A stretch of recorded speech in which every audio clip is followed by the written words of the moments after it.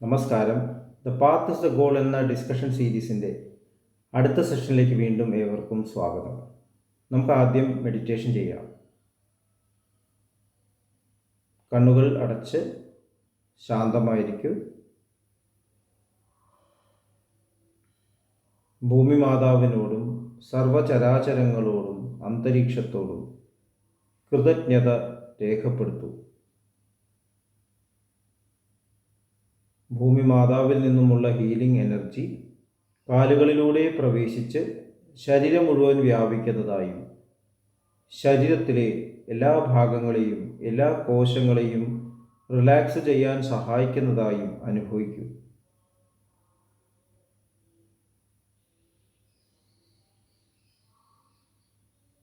ഇപ്പോൾ ശരീരം പൂർണ്ണമായും റിലാക്സ്ഡായി. ഈ റിലാക്സേഷൻ ഹൃദയത്തിൽ അനുഭവിക്കൂ. ശ്വാസം ദീർഘമായി ഉള്ളിലേക്കെടുക്കൂ.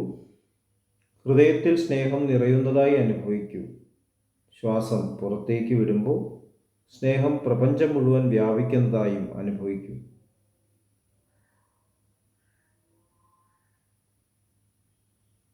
ഹൃദയത്തിൽ കുടികൊള്ളുന്ന സ്നേഹത്തിൻ്റെ സ്രോതസ്സിൽ നിന്നും ഉദ്ഭവിക്കുന്ന ദിവ്യപ്രകാശം മനസ്സിനെ ആകർഷിക്കുന്നതായി അനുഭവിക്കൂ.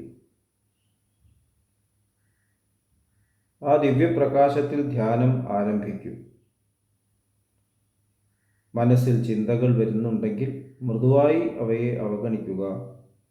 ദിവ്യപ്രകാശത്തിൽ ധ്യാനം തുടരുക. Please start meditation.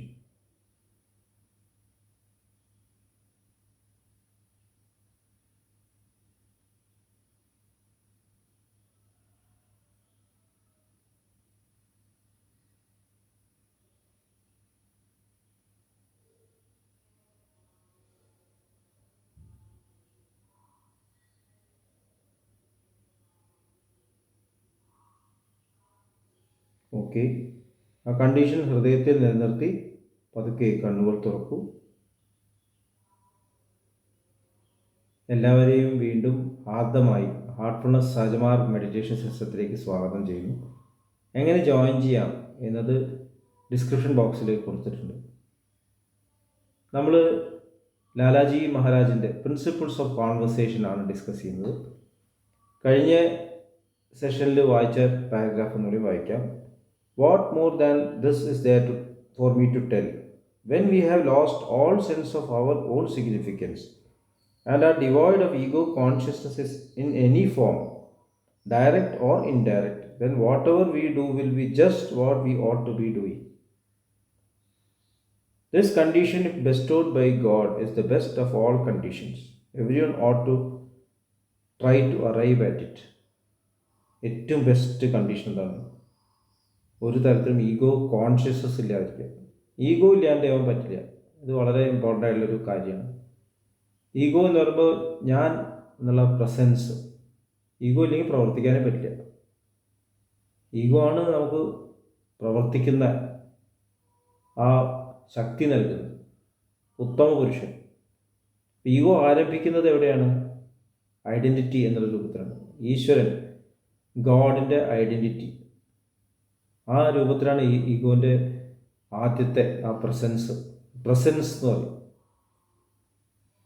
അപ്പോൾ ശരിക്കും അബ്സല്യൂട്ടായിട്ടുള്ള ഒരു തത്വം, ഒരു പ്രിൻസിപ്പിൾ, അതെല്ലായ്പ്പോഴും ഉണ്ട്. പക്ഷെ അബ്സല്യൂട്ടായ തത്വം മാനിഫെസ്റ്റ് ആവുന്നത് ഒരു വ്യക്തിത്വ ബോധത്തിൽ നിന്നാണ്. അതാണ് ഐഡൻറ്റിറ്റി എന്നുള്ളത്. Supreme personality of God head എന്നൊക്കെ പറയും. ഭഗവത്ഗീതയിൽ ഭഗവാൻ ശ്രീകൃഷ്ണൻ 15-ാമത്തെ അധ്യായത്തിൽ പറയുന്നുണ്ട്, നമ്മുടെ ഈ പ്രപഞ്ചം ഒരു ഇൻവേർട്ടഡായി നിൽക്കുന്ന ഒരു അരയാൽ വൃക്ഷമാണ്. അതിൻ്റെ വേരുകൾ മുകളിലേക്കാണ്.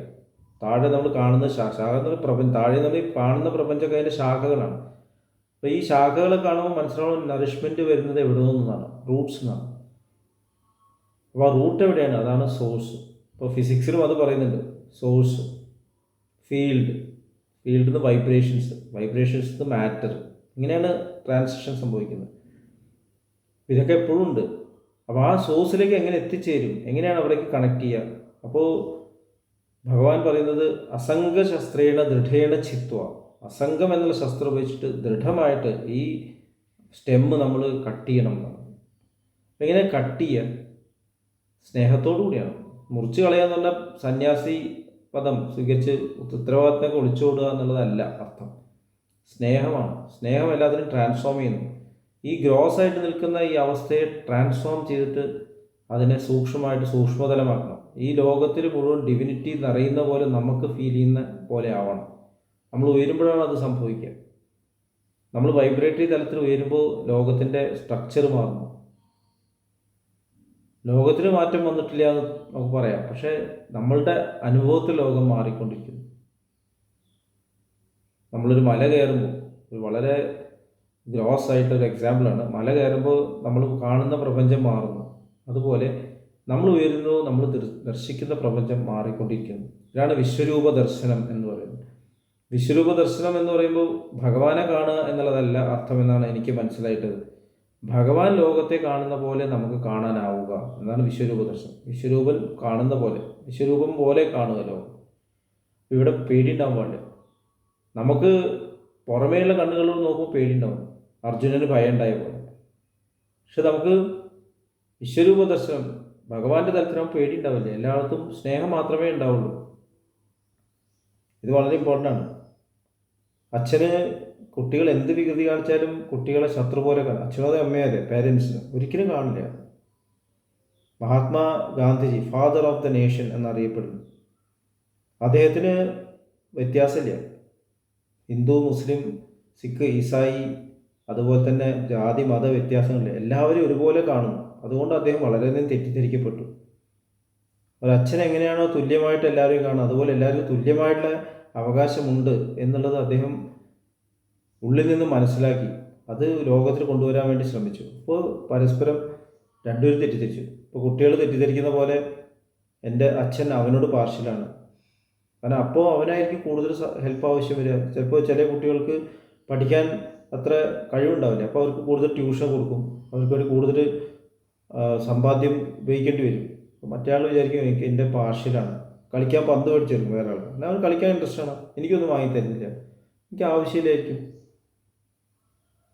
നല്ലോണം പഠിക്കുന്ന സിൻസിയറായിട്ടുള്ള ഒരു കുട്ടിക്ക് ചിലപ്പോൾ പ്രത്യേകിച്ച് ആവശ്യമുണ്ട്, അപ്പോൾ അതിന് പാർഷ്യാലിറ്റി അതിൻ്റെ ആവശ്യമില്ല, ശ്രദ്ധ അത്രേ ആവശ്യമുള്ളൂ. അവന് സൗകര്യങ്ങൾ ഒരുക്കി കൊടുത്താൽ അവൻ ചെയ്യും. അപ്പോൾ ആവശ്യത്തിനനുസരിച്ചിട്ട് പെരുമാറുമ്പോൾ അതിനെ പാർഷ്യാലിറ്റി എന്ന് കാണുന്നത് താഴത്തെ തലത്തുനിന്നാണ്. അപ്പോൾ അതുപോലെയാണ് ഈശ്വരനെ നമ്മൾ കാണുന്നത്. ഈശ്വരനെ പാർഷ്യലായിട്ട് കാണുന്നത് എന്തുകൊണ്ടാണ്? നമ്മൾ നമ്മുടെ കളർ ഗ്ലാസ്സിലൂടെ കാണുന്നത്, ഈശ്വരൻ്റെ തരത്തിൽ കാണും. അതാണ് ലാലാജി മഹാരാജ് ഇങ്ങനെ പറയുന്നത്. അതെപ്പോഴാണ് കാണാൻ സാധിക്കുന്നത്?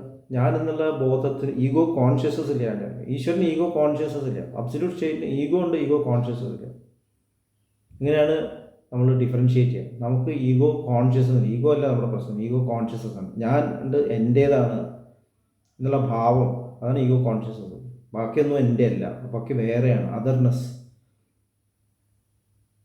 അപ്പോൾ പ്രവർത്തിക്കുന്ന ഒരു പ്രവർത്തകൻ അവിടെ ഉണ്ട്, പക്ഷേ സെപ്പറേഷൻ ഇല്ലാതെ പ്രവർത്തിക്കുന്ന തരത്തിലായി മാറും. അപ്പോൾ എന്തായിരിക്കും സ്ഥിതി? എന്താണ് ചെയ്യപ്പെടേണ്ടത് അത് തന്നെ ചെയ്യപ്പെടുന്നു. നമ്മൾ ഒന്ന് ശ്രമിക്കേണ്ട കാര്യമില്ല, നമ്മൾ ശ്രമിച്ചിട്ട് കാര്യങ്ങൾ ചെയ്യേണ്ട ആവശ്യമില്ല. നമുക്ക് എന്തെങ്കിലും കാര്യം ശ്രമിക്കേണ്ടി വരുമ്പോൾ, ഫോഴ്സ് ഉപയോഗിക്കേണ്ടി വരുമ്പോൾ അവിടെ ഈഗോ പ്രസൻ്റ് ആവും. നമുക്കെന്തോ മാറ്റം കൊണ്ടുവരണം എന്ന ഒരു തോന്നലാണ്. മറ്റുള്ളവരെ കറക്റ്റ് ചെയ്യണം, ഈ ലോകത്തെ നന്നാക്കണം, ഇതൊക്കെ നമുക്ക് തോന്നുന്നത് എന്തുകൊണ്ടാണ്? ഞാൻ എന്തോ വ്യത്യസ്തനാണ്, അവർ വ്യത്യസ്തനാണ്, അപ്പോൾ അവരൊക്കെ പറഞ്ഞ് മനസ്സിലാക്കിക്കണം. അതിൻ്റെ ആവശ്യമുണ്ടോ? നമ്മൾ സ്വയം ഉയരും തോറും നമ്മുടെ ഈഗോ കോൺഷ്യസ്നസ് ഇല്ലാതെ ആകുമ്പോൾ അവിടെ ചെയ്യപ്പെടേണ്ടത് തന്നെത്താനെ ചെയ്യപ്പെടും. അവിടെ ചെല്ലുമ്പോൾ തന്നെ അവിടെ അതിൻ്റെ എഫക്റ്റ് വരാതെ, ഒരു പൂവിൻ്റെ സുഗന്ധം പോകുന്ന പോലെ, സ്പ്രെഡ് ചെയ്യുന്ന പോലെ, അങ്ങനെയുള്ളൊരു വ്യക്തിത്വത്തിൻ്റെ ചിന്തകൾ, വാക്കുകളാവുന്നതിനും ചിന്തകൾ തന്നെ ലോകത്തെ മാറ്റുന്നു. പറയുമ്പോൾ തന്നെ ലോകം അത് കേൾക്കുന്നു.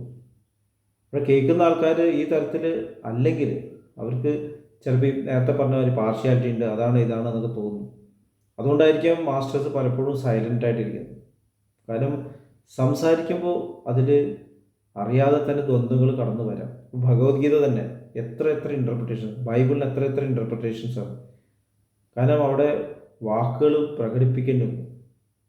വാക്കുകൾ വളരെ പുവർ മീഡിയം ഓഫ് കമ്മ്യൂണിക്കേഷൻ ആണെന്ന് ബാബുജി മഹാരാജ് പറയുന്നുണ്ട്.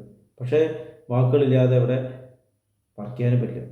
അപ്പോൾ എത്രത്തോളം അതിനെ പ്യൂരിഫൈ ചെയ്യാൻ സാധിക്കുന്നു, എത്രത്തോളം അതിന് സ്നേഹം നിറയ്ക്കാൻ സാധിക്കുന്നു, അത്രത്തോളം നമുക്ക് ഇവിടെ ചെയ്യപ്പെടേണ്ട കാര്യങ്ങൾ ചെയ്യപ്പെടും.